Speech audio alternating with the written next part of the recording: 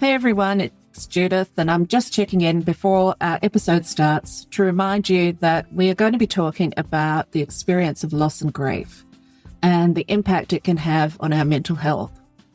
I'm going to be talking about my own experiences, and they include depression, fertility treatment, losing parents, and even pets, and other experiences that may be confronting to you right now. If that's the case, perhaps choose another one of our episodes or catch up with another podcast that you love. And if you are struggling with loss, grief, or your mental health, please do not do so alone. There are lots of great resources out there that you can access, and we've listed some in the show notes. If you take nothing else away from today, remember that nearly everyone is challenged with mental health at some point in their lives, either themselves or the people they care about. Making a call for support is completely normal. So take care, and we'll see you soon.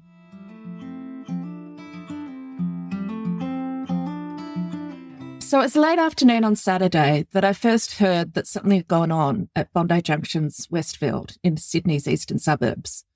My niece, who is in Melbourne, had heard a news update during the footy and asked what was going on through the family's WhatsApp. So I checked and found the updated news stories on the multiple stabbings, victims, and fatalities. All the shit as it was going down. As I kept doom scrolling through the early evening and the next day, it began to remind me of another Monday morning in early autumn. That was Monday the 29th of April, 1996, the day after a man took many guns and automatic rifles and opened fire in the Port Arthur tourist town, killing 35 people, including children, and wounding 23 others. There was no internet then, but there was the ABC and Radio National, and it kept the coverage going, ad-free and uninterrupted. I used to set my alarm to wake up with the news, so I was hit with all of this the first thing. Port Arthur is still known as the deadliest massacre in modern Australian history. It led to massive reform in our gun laws, buybacks, and the banning of many weapons. This reform was controversial at the time, but has since been praised as a model of sensible gun reform and responsible for saving many lives. On both days, I struggled to get out of bed. I cancelled or delayed work due to what we would now call a mental health day. Back in the mid-90s, it was considered chucking a sickie, even if I was in fact dealing with the fallout of shock, grief, and a feeling of anger mixed with helplessness that I now recognise as potential symptoms of depression. You might be surprised that an event hundreds of kilometres away from me, in a place that I'd never been to, about people I did not know, would affect me so much. But that is what communal grief is. It's a shared sense of loss, normally of something intangible but very important to us, a sense of safety, of predictability, of knowing something about our community that now is taken from us or permanently changed. It is a shared sense of hopelessness, of fear, of doubt, and powerlessness. It may include anger, sadness, and confusion. It can all be happening at the same time and takes up huge chunks of your brain, leaving you left with only remnants of cognitive function to deal with your day-to-day life. In retrospect, the Port Arthur shootings was one of the first signs of a major depressive incident for me. I became irritable, beat myself up a lot, and lost energy and interest in a lot of my life. Of course, I did not know that at the time, and so made a major impulsive change in my life to fix things. It did. It led me to moving to Sydney, starting postgraduate studies, and changing my career path. But I was still irritable, blaming others, and increasingly difficult to be around. Did the Port Arthur incident cause my depression? Or was my depression always there? Look, we're never really going to know, but grief, even community grief, can affect you on many levels, on your decision-making, in your relationships, and of course your work-life balance. Since that day in 1996, I've experienced the kind of losses that come with adulthood. So my parents and my mother-in-law passed away. I experienced multiple miscarriages and the stress of fertility treatment. I lost a job that had meaning and purpose for me.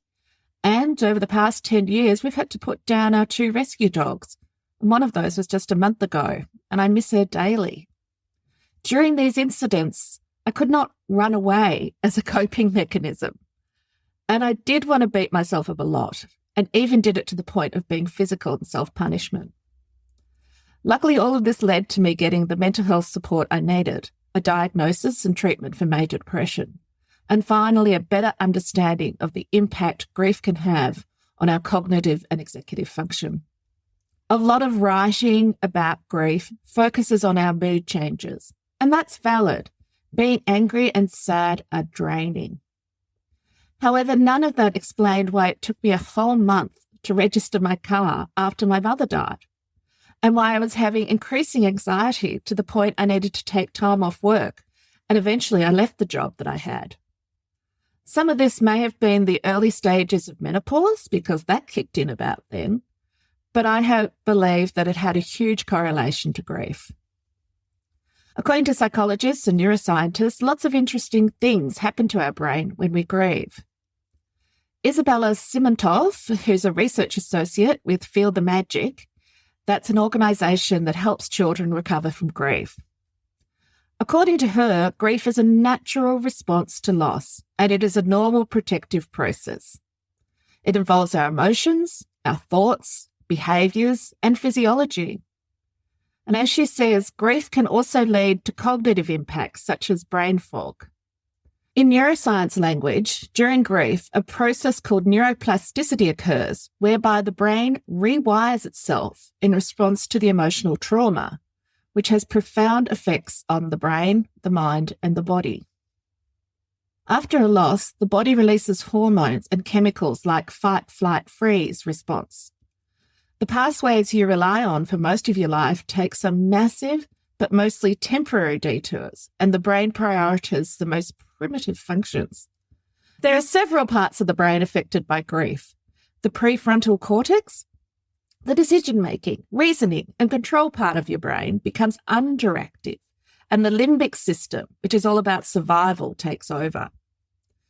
The anterior cingulate cortex, which is the emotional regulation part of the brain, becomes underactive, and the amygdala, the fear part of the brain, becomes overactive.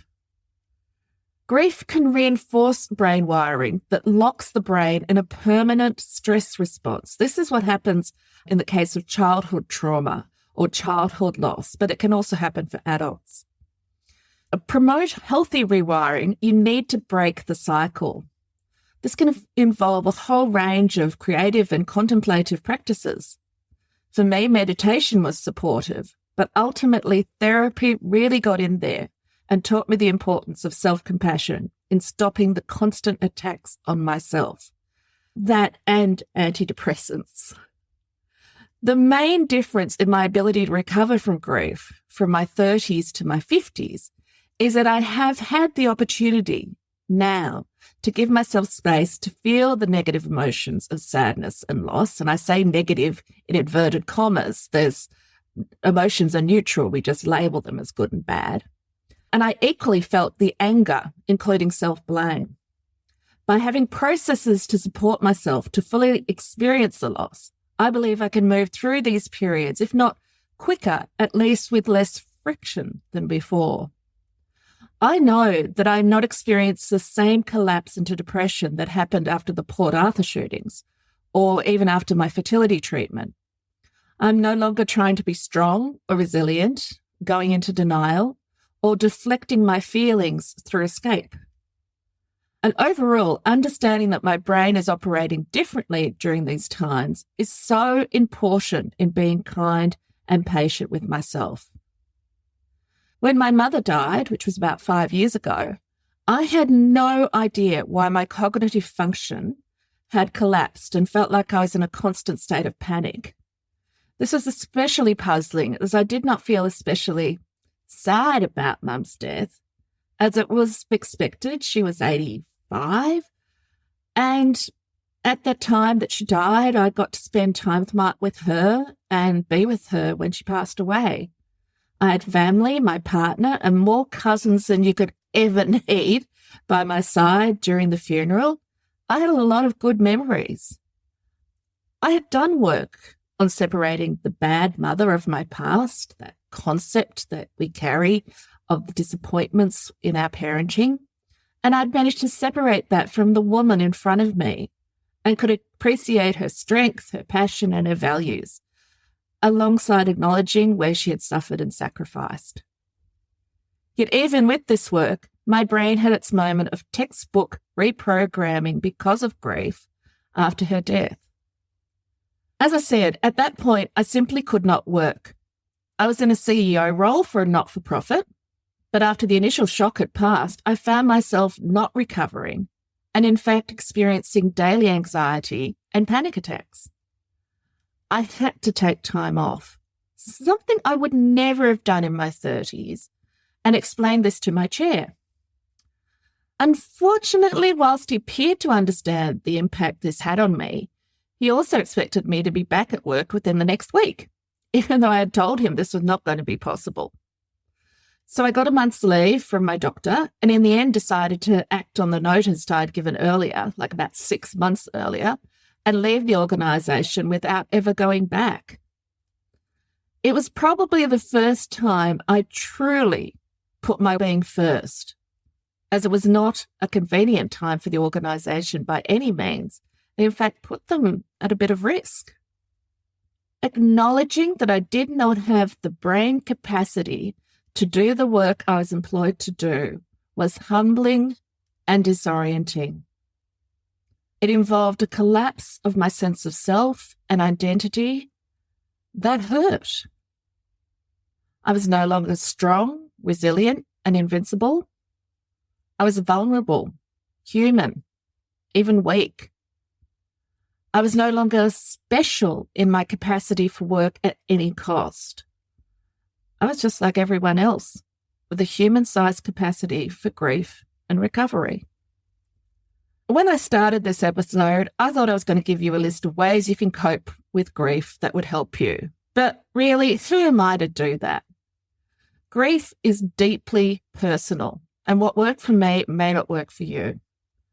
We'll have some links to professional resources in the show notes, so check those out. And please get professional support, as we have seen that grief can do permanent harm to your mental health. I know that can be incredibly scary to do, but you will gain benefits with the right support. Overall, let yourself take a break from work if you need to.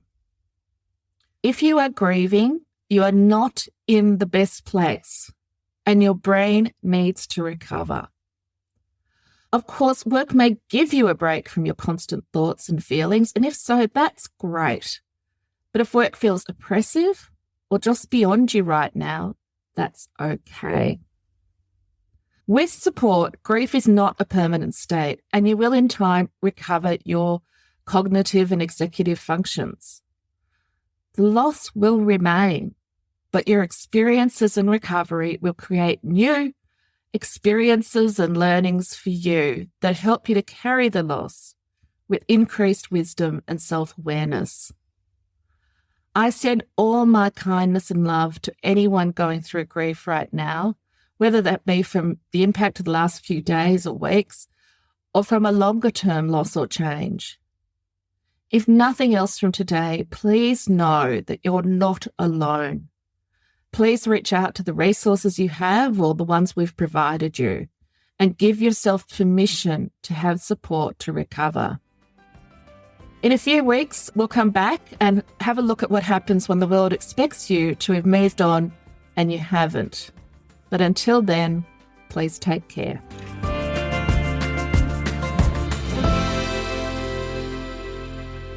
Don't miss a single episode, so subscribe to Aligned and Thriving now to unlock a world of inspiration and practical strategies. And if you have subscribed, why not check out our IG account or join our community to navigate your own way to a happier and healthier working life?